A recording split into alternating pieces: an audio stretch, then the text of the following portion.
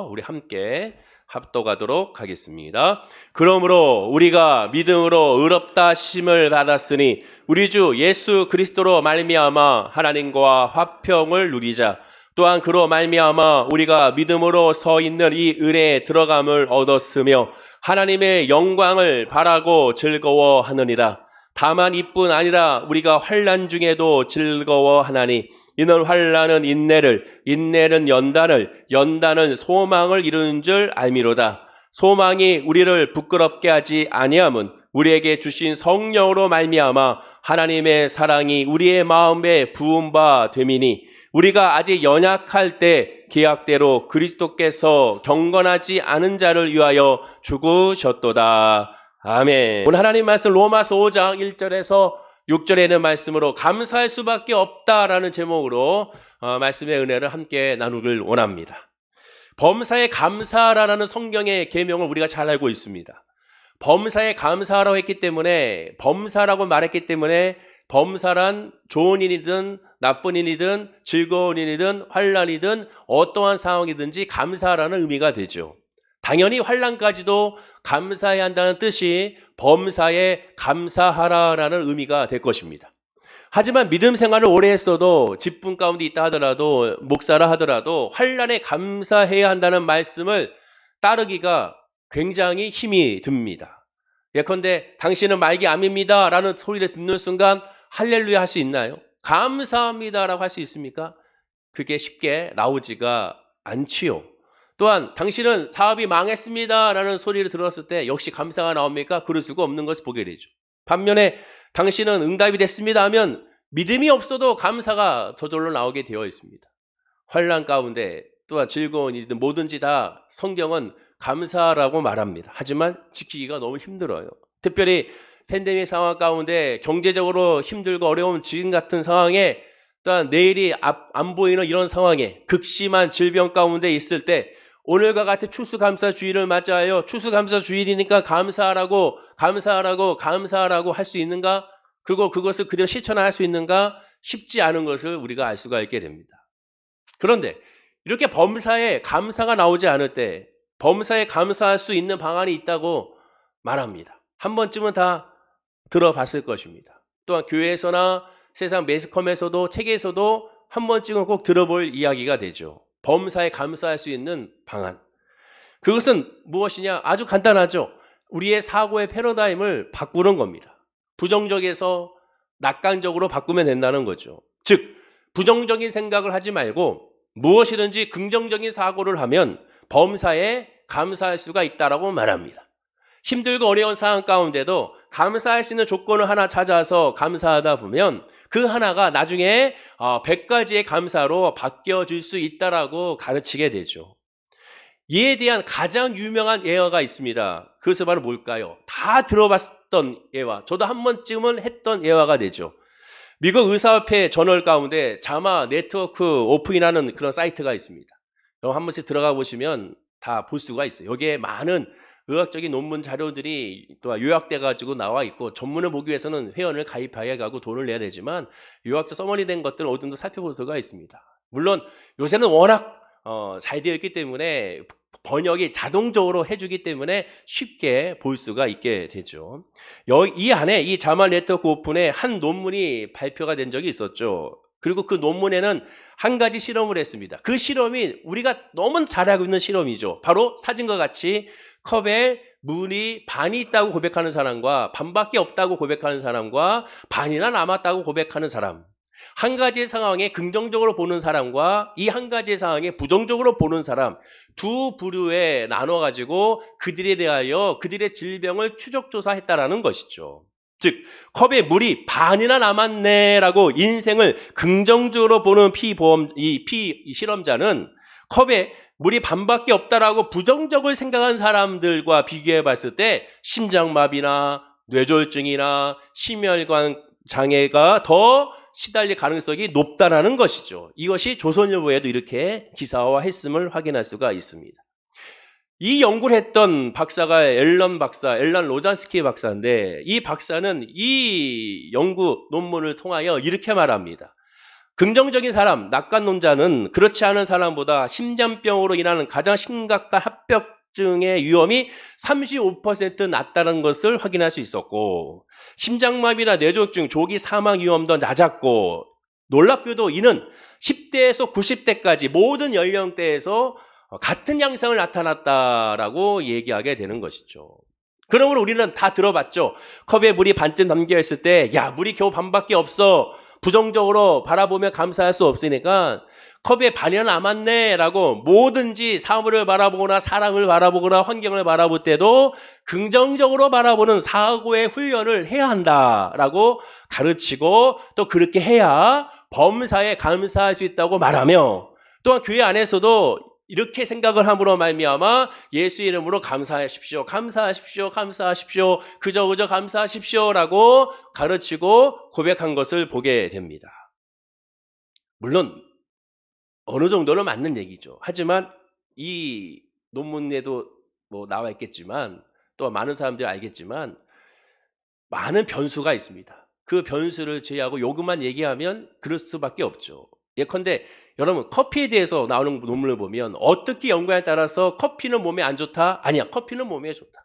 우유, 어떻게 연구했냐에 따라서, 어떤 변수에 따라서 물은 또한 몸에 좋다, 우유는 또한 몸에 안 좋다. 완전히 나눠지는 것을 보게 되죠. 마찬가지로 이 사람에 대한 긍정적과 부정적인 연구도 여러 가지 많은 변수에 대해서 완전히 달라지는 것을 보게 됩니다. 가장 확실한 변수가 뭡니까? 사람에 대한 존재를 간과하는 것이죠. 사람은 어떤 존재입니까? 태어날 때부터 선천적인 기질이 있는 사람이 있고, 또한 부정적인 기질이 있는 사람들이 있습니다. 가르치지 않아도 그냥 태어날 때부터 그의 기질이, 그 성품 자체가 그런 기질로 향하는 사람들이 있다는 것이죠. 즉, 선천적인 기질과 성격이 낙천적이고 긍정적인 사람이 있는 반면에 태어날 때부터 비관적이고 부정적인 사람이 있습니다. 이 상반된 이 두 기질 중에 어느 한쪽이 좋고 어느 한쪽이 나쁘다고 100% 말할 수 있느냐? 그럴 수는 없습니다. 왜냐? 상황에 따라서, 환경에 따라서, 그 사람의 위치에 따라서, 그 나이에 따라서 다르기 때문에 그렇습니다. 비관적이고 부정적인 사람의 기질의 사람은 매사에 신중하고 추진력이 느려도 예상할 수 있는 위험과 손해를 세밀하게 관찰하면서 준비하기 때문에, 대책을 하기 때문에 큰 위험 부담이 없이 삶을 살아갑니다. 반면에 낙천적이고 긍정적인 사람은 결과와 유익부터 먼저 예상하여 적극적이고 또한 긍정적으로 바라보기 때문에 일단 행동하고 옮기는 것부터 시작을 하죠. 그러다가 덤벙대다가 실수를 한 경우도 많고, 용두사미와 같이 크게 일을 벌였다가 나중에는 흐지부지 되는 경우도 많이 발견할 수가 있게 됩니다.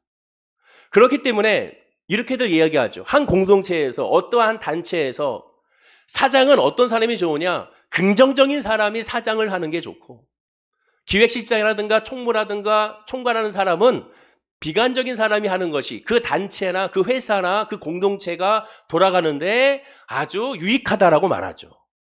여러분도 한번 생각해 보세요. 여러분 주변에 여러분들 모임들 보면 회장은 대부분 긍정적인 사람이 하고, 총무는 대부분 좀 이렇게 깐깐한 사람이 했을 때 그 공동체는, 그 단체는 아주 잘 굴러가게 되는 것을 확인할 수가 있게 되죠.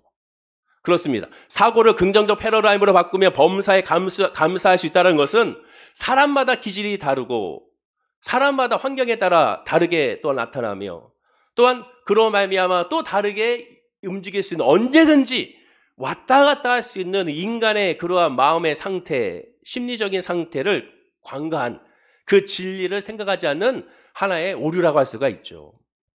즉, 컵에 물이 항상 90% 차 있으면, 아까는 반이었잖아요. 언제나 반이라고 할 수 없잖아요. 90%는 차 있으면 아무리 비관적인 사람도 감사할 수가 있습니다. 아무리 또한 긍정적인 사람도 늘 컵에 10%만 채워서 주면, 처음에는 감사한다 할지 몰라도 계속 10%만 계속 주게 되면 아무리 긍정적인 사람도 부정적인 사람이 될 수가 있는 거예요. 50%만이 딱, 어떻게 삶이, 우리 인생이 딱 50%입니까? 그럴 수가 없기 때문에, 그러한 가능성에 대해서는, 그런 변수는 생각하지 않기 때문에 온전하다 할 수가 없는 것이죠. 자, 그러면 지금 제 이야기를 들으면서 여기까지 들으시면 혹시 이렇게 생각할 수가 있습니다. 지금까지 최 목사 개인적인 의견이나 네 생각이 아니냐, 그것을 일반화하지 말라, 이렇게 생각하는 분들이 이 자리에 있는지 모르겠어요. 그래서 사고의 이 패러다임을 긍정적으로 바꾸면 더 좋다는 의견을 완전히 뒤집혀진 실질적인 예를 하나 드리겠습니다. 월남전에 포로가 된 미국 조종사 대위 제임스 본드를 하니까 영화 주인공이 아니라 제임스 본드 스톡데일이라는 사람, 이 스톡데일 대위가 월남전에서 비행기 조종을 하다가 추락하여 포로로 잡히게 됩니다.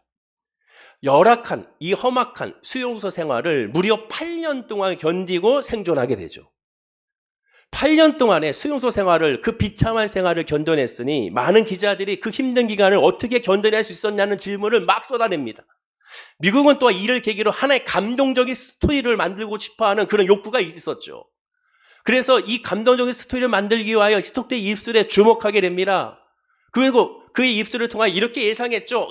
그 수용소에서 긍정적인 논리와 긍정적인 사고와 긍정적인 고백으로 말미암아 견뎌냈을 거야. 하지만 스톡데일 입술에서 나온 8년 동안에 견딜 수 있었던 그러한 근본적인 이유에 대해서는 오히려 반대였습니다. 그 정반대되는 긍정적인 생각이 아닌 부정적인 생각을 했을 때 자기는 생존할 수 있었다는 거죠. 그래서 이를 두고 그 사람이 이름을 붙여서 스톡데일의 패러독스, 스톡데일의 모순이라고 말하는 그러한 용어가 나오게 되죠. 심리학자들이 깜짝 놀란 거죠. 무조건 긍정적인 사고를 했을 때 다 잘 되는 것은 아니구나.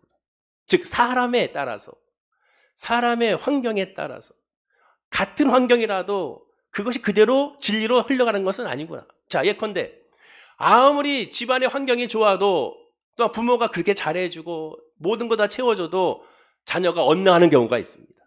반대로 아무리 집안이 깽판이고 막 맨날 싸우고 막 난리쳐도 그 자녀가 잘 되는 자녀가 있습니다. 내가 이러면 안 되지. 우리 부모님이 그러니까, 우리 환경이니까 내가 어떻게든 더 열심히 해가지고 정신 차려가지고 해야지. 그런 사람이 있는 것이죠.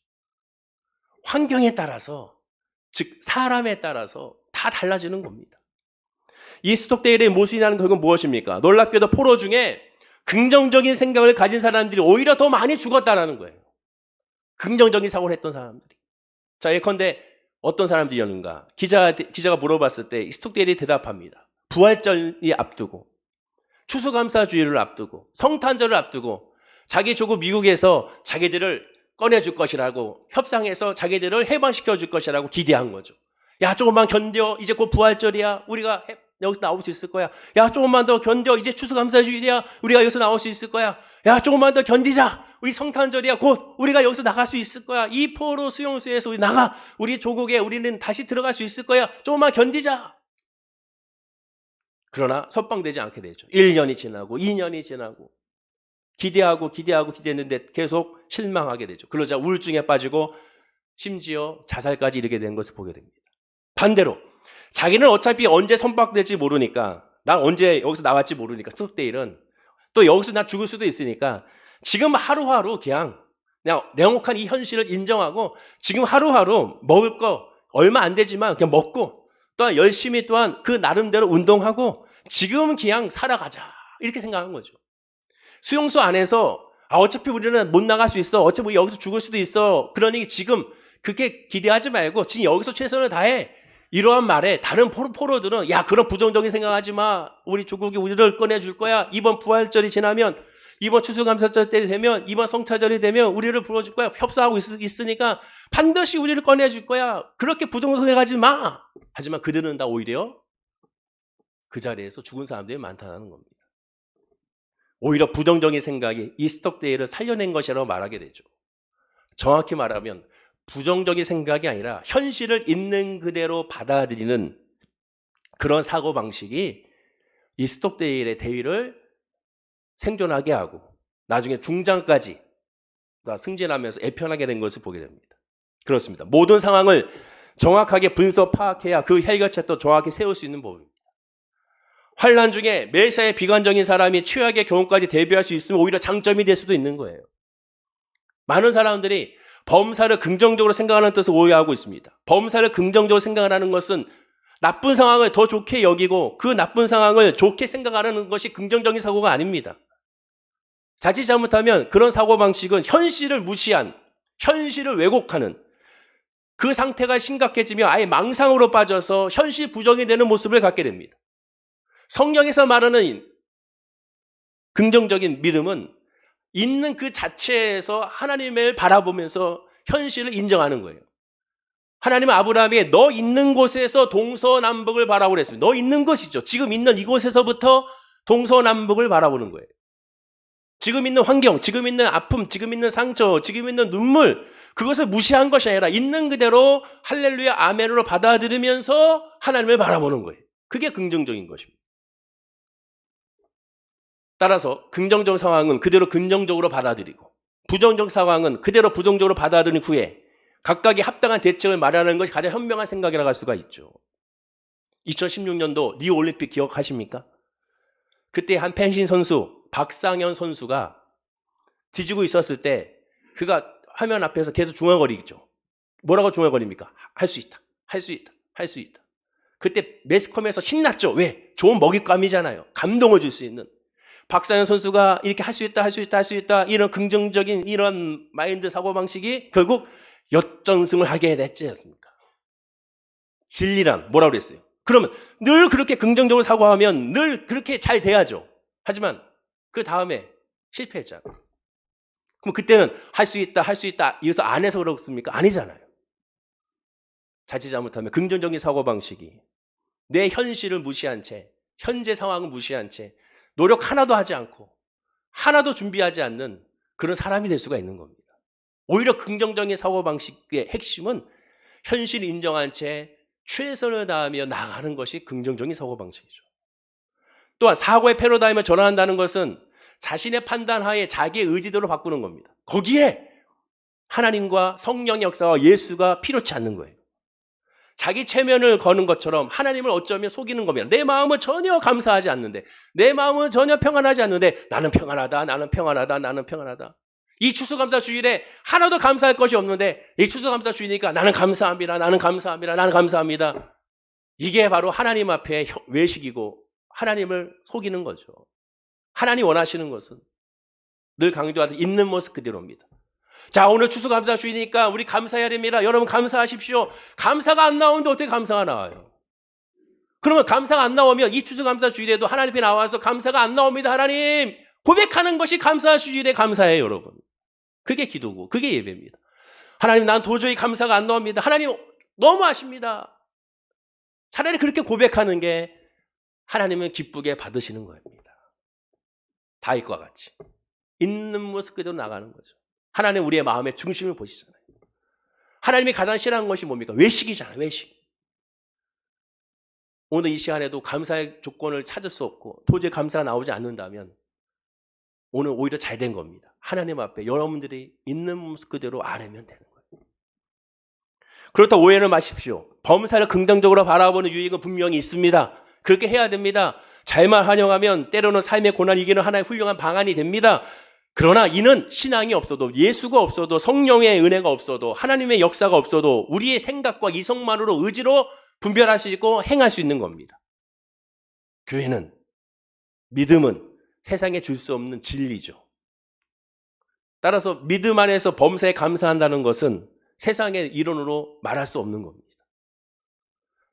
참된 감사는 무엇입니까? 진짜 감사가 참된 감사예요. 추수감사 주일에 그 감사는 진짜 감사가 됩니다. 그냥 감사가 돼서 감사가 나오는 거예요. 감사하니까 그냥 감사가 나오는 겁니다. 그게 진짜 감사고 하나님 앞에 감사하죠. 내 영과 내 혼과 내 마음과 내 육신이 하나님 앞에 감사가 되어지는 거예요. 그게 진짜 감사입니다. 내 마음 따로, 내 영 따로, 내 육신 따로가 아닙니다. 내 손길 따로가 아니에요. 남들에게 보이기 위한 감사도 아닙니다. 신령과 진정을 하나님 앞에 감사를 드려야 되죠. 그러면 그 참된 감사를 어떻게 해야 되고 어떻게 알 수가 있느냐? 그것에 대한 답을 우리는 오늘 본문 로마서에서 찾을 수가 있습니다. 로마서의 주제는 이신칭이죠. 죄인이 오직 믿음으로 의롭다 칭함을 받다 구원을 받는다는 것이 이신칭의의 그런 주제가 됩니다. 그것이 로마서입니다. 믿음으로 말미암아 구원을 받는다는 것이 로마서의 전체의 주제고 동시에 오늘 본문 5장은 그 믿음으로 말미암아 구원받는 성도의 신분과 특권을 설명하게 됩니다. 믿음으로 구원받는 저와 여러분들이 어떠한 위치에 있고 어떠한 정체성이 있고 어떠한 특권이 있는지에 대한 설명이죠. 그런데 그러한 특권과 그 정체성과 그 신분에 대한 설명하는 데 있어서 첫 번째 설명이 뭐냐? 환난 중에도 즐거워하는 존재라는 거예요. 환난 중에도 즐거워하는 존재. 감사에 대해서 이렇게 잘 가르칠 말씀이 없다고 봅니다. 이 말씀 앞뒤의 문장들을 보면 성경에서 말하는 감사의 의미가 무엇이고 감사할 수밖에 없는 이유가 무엇이며 감사할 수밖에 없는 근거가 무엇인지를 정확하게 알려주고 있습니다. 자, 그렇다면 성도가 환난 중에도 즐거워할 수 있는 근거가 무엇일까? 자, 우리 본문 1절 말씀을 읽어볼까요? 자, 1절입니다. 시작. 그러므로 우리가 믿음으로 의롭다 하심을 받았으니 우리 주 예수 그리스도로 말미암아 하나님과 화평을 누리자. 1절의 시작은 우리가 믿음으로 의롭다함을 받았음을 선포하고 있습니다. 믿음으로 의롭다 하심을 받았다라고 얘기하죠. 과거 시제입니다. 이미 받은 거죠. 예수님이 십자가 보혈로 말미암아 이미 다 우리를 구원하여 주셨습니다. 죄 사하여 주셨습니다.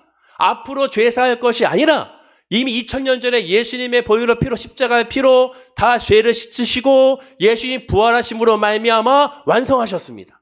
그리고 이를 깨닫게 하여 성령을 보혜사 성령 우리에게 보내주시게 되죠. 모든 사람은 다 죄사함을 받았는데 그 죄사함을 받은 것을 깨달아야 되는데 깨닫기 위해서는 믿음으로 깨달을 수가 있죠. 믿으면 됩니다. 근데 안타깝게도 그걸 깨닫지 못하죠. 믿지 않으니까 모르는 거예요. 나의 신분, 나의 정체성을 모르는 겁니다. 내가 롯데월드에 들어갈 수 있는 티켓이 있는데도 불구하고 그걸 깨닫지 못하고 여전히 롯데월드를 바라보면서 들어가고 싶다. 나 저기 가가지고 놀고 싶다라고 바깥에서 그냥 구경하는 거와 마찬가지인 것이죠.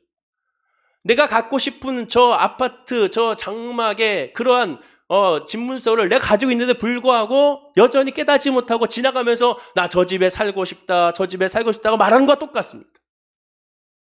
예수 십자가별로 이미 다 구원받은 사람이죠. 과거 시제로 말합니다.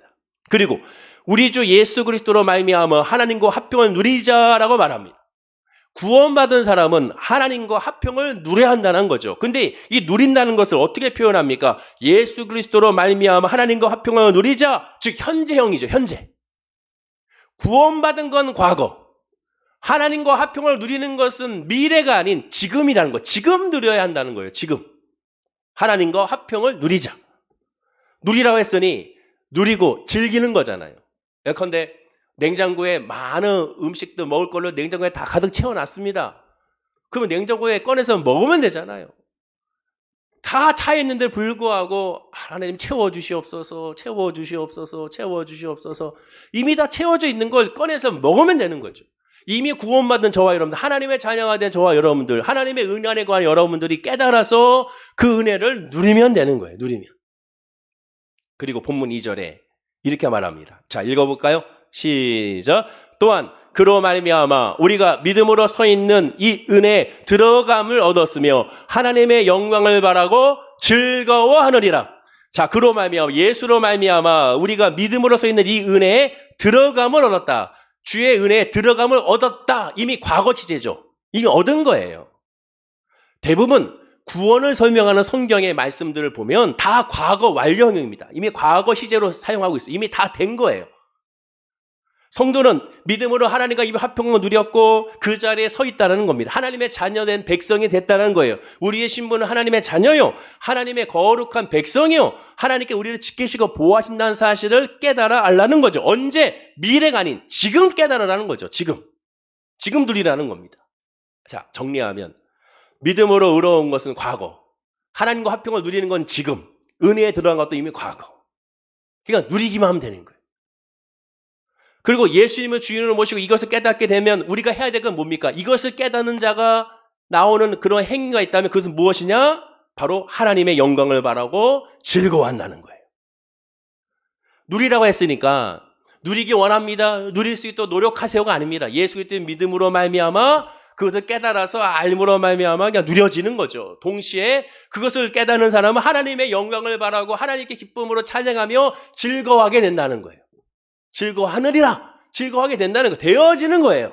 의지로 내가 즐거워해야지, 내가 기뻐해야지, 하나님께 감사해야지가 아니라 예수 십자가 보혈의 은혜로 내가 구원받음을 깨닫고 내 신분이 어떤 존재인지를 깨닫고 그리고 그것을 알게 된 사람은 그로 말미암아 기뻐하게 되고 영광을 돌리고 즐거워하게 되고 또한 감사하게 된다는 거예요.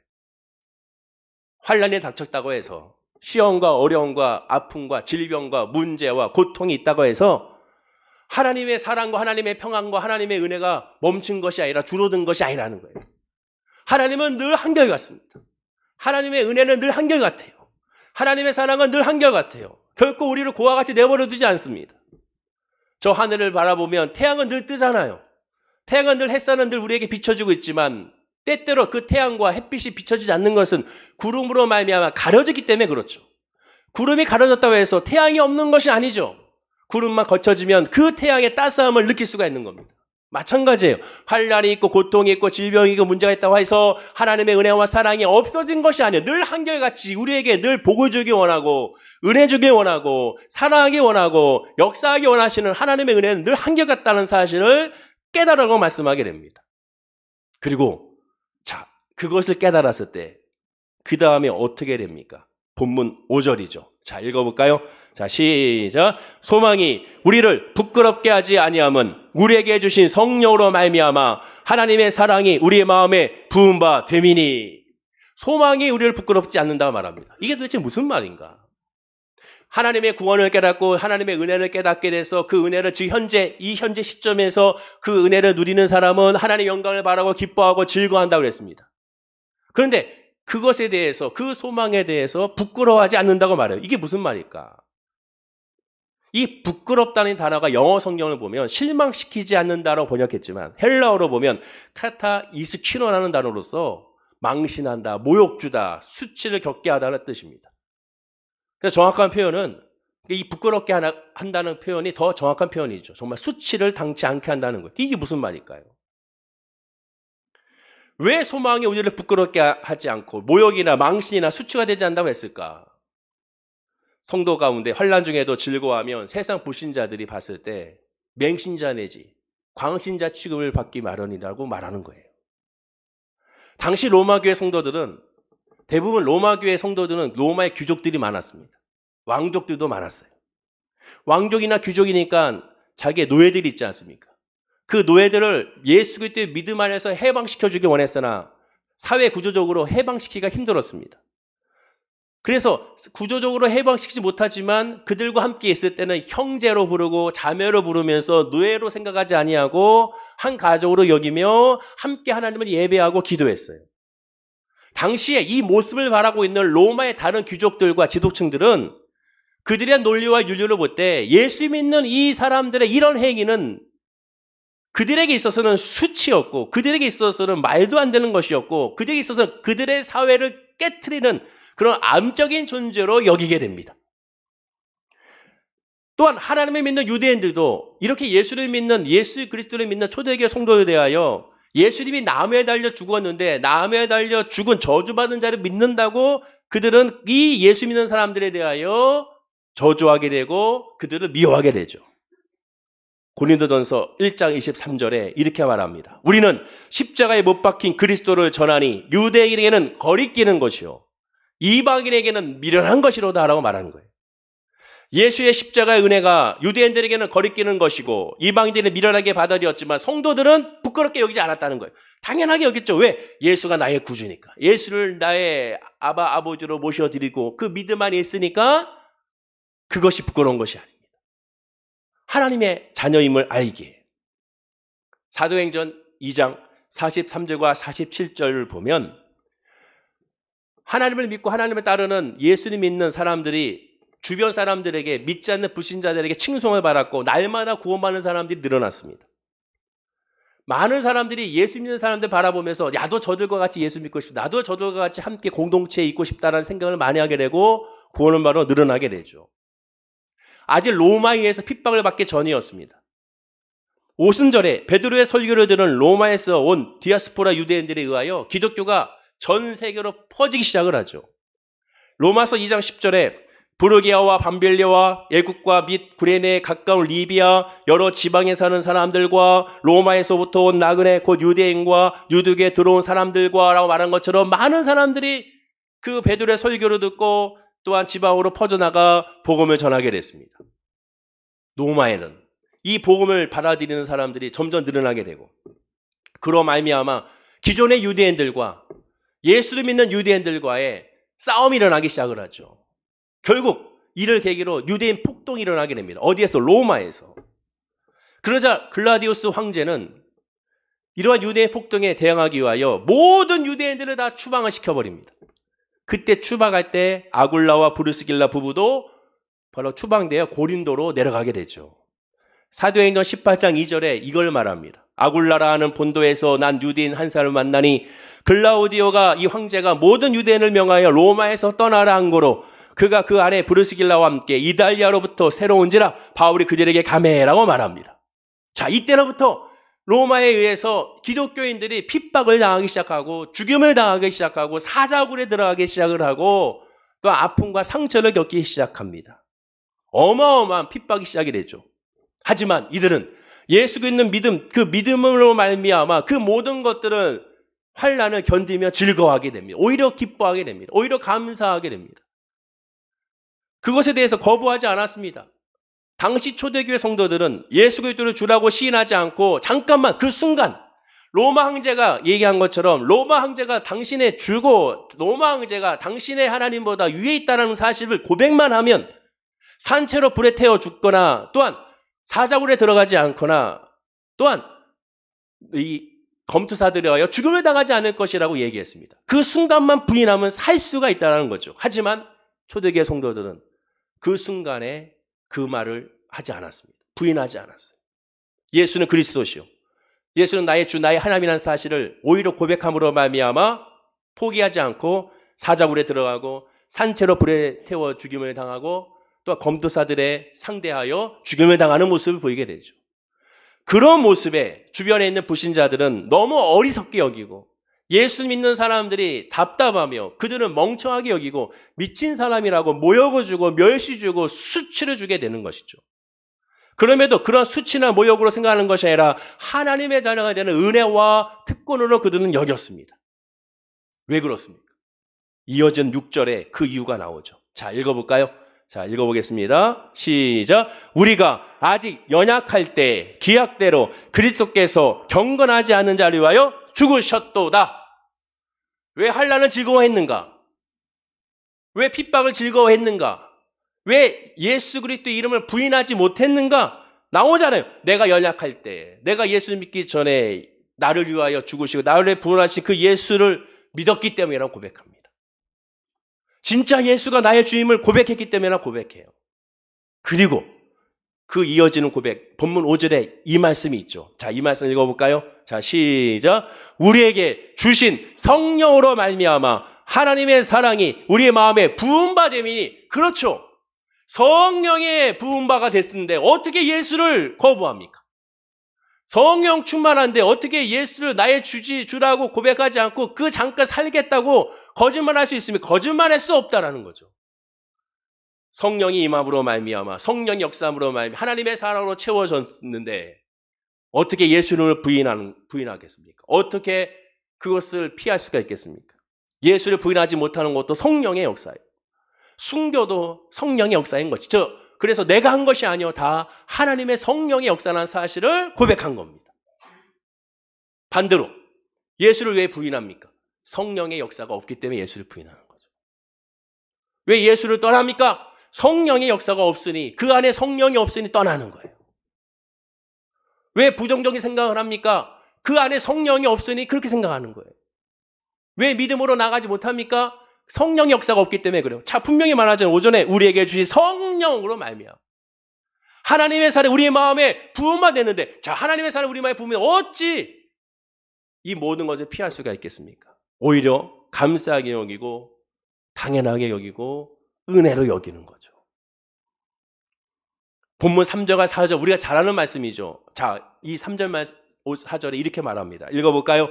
시작. 다만 이뿐 아니라 우리가 환난 중에도 즐거워하나니 이는 환난은 인내를 연단은 소망을 이루는 줄 알미로다. 이 말씀이지 무슨 말씀인지 아시겠죠? 힘들어하는 성도에게 질병 가운데 문제로, 사업으로, 부동산으로, 또한 자녀의 문제로, 직장의 문제로 힘들어하는 분들에게 조금만 견디세요. 자, 말씀하시잖아요. 환난은 인내를, 연단은 소망을 이룹니다. 조금만 견디면 소망을 이룹니다. 그게 얼마나 비성경적인지 이제 아시겠습니까?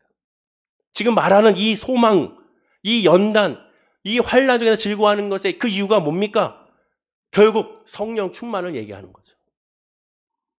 환난이 연단이 되어서 인내를 낳지만 소망이 영광이 이른다고 일정한 순서에 따라 설명하고 있는데, 결국 환난의 끝은 영광, 하나님께 영광, 그렇게 될 수밖에 없는 이유는 바로 이어지는 5절 아까 말한 것처럼 성령의 부음바 되었기 때문이라고 말하는 거잖아요. 모든 시작과 끝은 오직 예수, 성령입니다. 모든 감사의 시작과 끝도 바로 성령, 하나님이라는 거예요. 이 추수감사주의를 오해하시면 안 됩니다. 추수감사주의라니까 추수한 것에 대해 감사. 1620년도에 메이플라워 타고 영국 청교도가 미국으로 건너갔을 때, 그들은 척박한 땅에서 그 농사 지을 수 있는 환경을 알지 못하고 뭘 해야 될지 모르는 상황에 거기에 있는 원주민들에게 도움을 요청하여 겨우 농사를 짓게 되고, 그부터 1년 뒤 1621년도에 첫 추수감사 주일로서 인디언들을 그 원주민이 초청하여 함께 먹고 마시면서 하나님께 감사 예배 드리게 됩니다. 그때부터가 추수감사 주일의 시작이잖아요. 그러면 그때 당시 그들이 했던 감사가 뭐였습니까? 1년 동안 이렇게 추수한 것에 대한 감사였나요? 자료를 잘 봐야 되죠. 그들의 감사는 그게 아니었어요. 확실한 것은 그들이 1년 동안에 거둬들이는 그런 열매와 이런 것들은 많지가 않았습니다. 세상 말로 풍년으로 말미암아 하나님께 많은 것을 갖다 드려서 감사한 것이 아니라 흉년이었어요. 많은 열매를 맺지 못했어요. 왜? 처음이다 보니까 실패했습니다. 그럼 왜 그들이 감사했습니까? 지금까지 지내온 것 주의 크신 은혜이기 때문에 하나님으로 말미암아 감사한 거예요. 하나님 때문에 감사한 겁니다. 아까 했던 우리가 성가대 찬양과 같이 감사해 주님 때문에 감사하라고 얘기했잖아요. 찬송가 지금까지 지내온 것 주의 크신 은혜라, 그 가사가 뭐예요? 지금까지 지내온 거 물질 주셔서 감사합니다, 승진해 주셔서 감사합니다, 아니잖아요.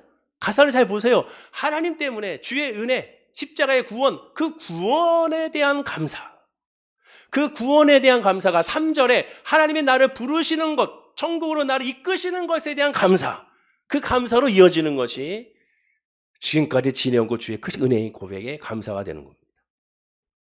진정한 감사는 예수 그리스도를 믿음으로 말미암아 이루어지는 것, 진정한 감사예요. 다른 건 없어요. 하나님께서 주셨기 때문에 감사가 아닙니다. 믿음 안에서의 감사예요. 열매가 많든 적든 그게 중요한 것이 아니에요. 내가 하나님에 대한 믿음 안에 있느냐 없느냐, 그게 감사합니다. 왜? 믿음은 은혜고 믿음은 기적이기 때문에 그래요.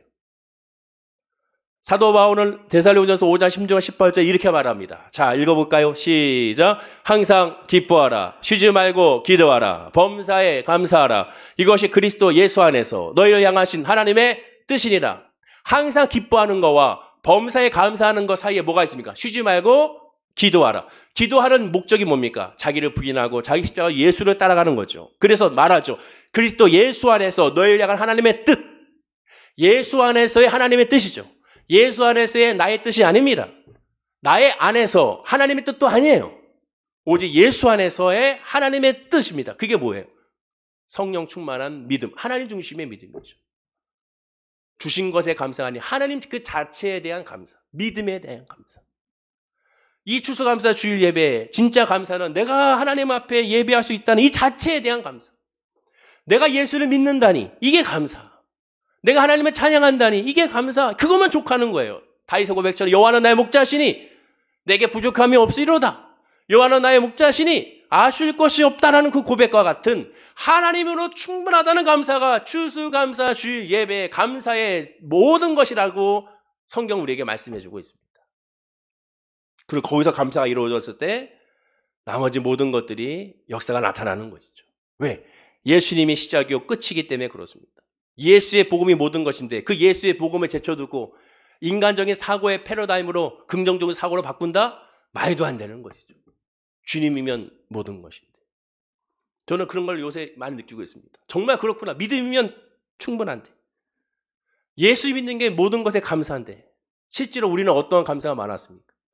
예수에 대한 믿음에 대한 감사보다 삶에 대한 형통에 대한 감사가 더 컸죠.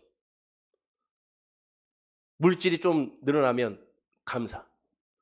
자녀가 성적이 좀 더 좋으면 감사. 직장에서 승진하면 감사. 물론 그것도 감사해야죠. 그러나 그것에 대한 감사로 말미암아 우리의 마음이 왔다 갔다 하는 것이 아니라 진짜 감사는 믿음이죠. 주여 믿음을 주십시오. 이거 다 없어도 믿음이면 족합니다. 우리 사랑하는 가족이 예수 믿으면 족합니다. 이를 계기로 하나님을 믿으면 족합니다. 이를 계기로 주님 앞에 엎드리면 족합니다. 왜? 주님을 믿는 순간 다 갖는 거기 때문에 그렇죠. 영혼을 잘 될 때 범사가 잘 되고 강건함을 아니까 우리가 구하고 간구하고 감사할 것은 오직 예수가 되어야 되고 예수로 시작하여 예수로 마쳐야 됨을 다시 한번 고백하게 되는 겁니다. 십자가의 은혜 안에 구한다면 오직 주님밖에 없다는 사실을 다시 깨달아야 되는 것이죠. 예수님께로 돌아가면 주님께서 합력과의 선을 줌을 알기에 또한 예수님께로 돌아가면 하나님은 절대 우리를 포기하지를 알기에 우리는 승리할 수가 있습니다. 그래서 아무리 힘들어도 기도하고 있다면 예배 드리는 사람이라면 걱정할 필요가 없습니다. 하나님 함께 하시니까. 아무리 아프고 지쳐도 그 사람이 예수님 앞에 기도하고 간구하고 있다면 걱정할 필요가 없습니다. 하나님이 알아서 때에 맞게 역사해 주십니다. 진짜 걱정해야 될 건 뭡니까? 그럼에도 불구하고 예배하지 않고 그럼에도 불구하고 감사하지 않고 그럼에도 불구하고 찬양하지 않고 그럼에도 불구하고 구하지 않고 그럼에도 불구하고 은혜를 구하지 않는 것이 더 슬프고 안타깝고 더 거기서 눈물 흘리며 고통스러워해야 되는 것이죠. 가만 보면 솔로몬이 고백하는 대로 이 세상 모든 거 헛되다고 했는데 우리는 너무 헛된 것에 목말라하고 헛된 것에 감사하고 있지 않은가. 추수감사 주일에 이 헛된 것에 감사한 것이 아니라 하나님으로 감사해야 됩니다. 하나님으로 감사. 예수로 감사. 성령 충만함으로 감사.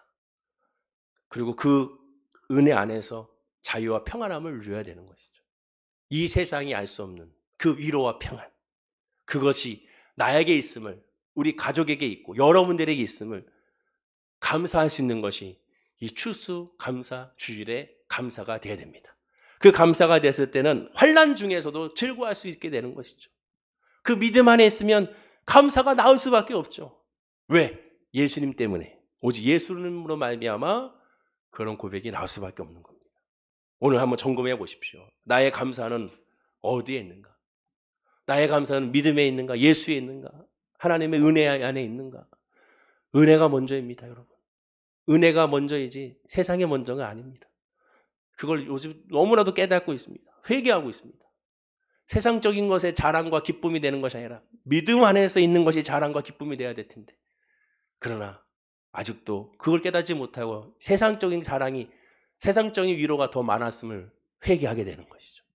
오늘도 이 추수감사 주일에 오직 예수로 바라보고 예수의 믿음과 성령 안에서 기뻐하고 감사하는 우리 모든 성도님들이 될 수 있도록 우리가 기도하고 그 믿음 안에서 올 한 해를 잘 마무리하는 우리 성도님들 되시길 간절히 축원하고 기도드립니다. 기도하겠습니다. 아버지 하나님, 예수 그리스도 안에서 하나님께서는 절대 포기하지 않는 존재가 나야가 됐음을 고백하고 확인하는 우리 성도님들이 되게 하여 주옵소서. 믿음, 예수 그리스도에 믿는 믿음, 그 믿음 안에 있는 것이 범사에 감사할 수 있는 근거라는 사실을 깨달아 알기 원합니다. 그래서 그 믿음 안에 있기 때문에 환난 중에도 즐거워할 수 있고 감사할 수 있고 찬양할 수 있고 그리고 오히려 그로 말미암아 더 큰 하나님의 은혜를 기대하고 설레는 우리의 믿음과 우리의 삶이 될 수 있도록 복에 복을 더하여 주옵소서. 결국 성도는 감사할 수밖에 없는 사람이고 오직 예수님으로 말미암아 기도할 수밖에 없고 찬양할 수밖에 없고 하나님께 영광 돌릴 수밖에 없다는 사실을 초대교회 성도와 같이 그럴 수밖에 없다는 사실을 깨달아가는 우리의 믿음이 되게 하여 주옵소서. 감사드리며 예수님의 이름으로 기도드립니다. 아멘.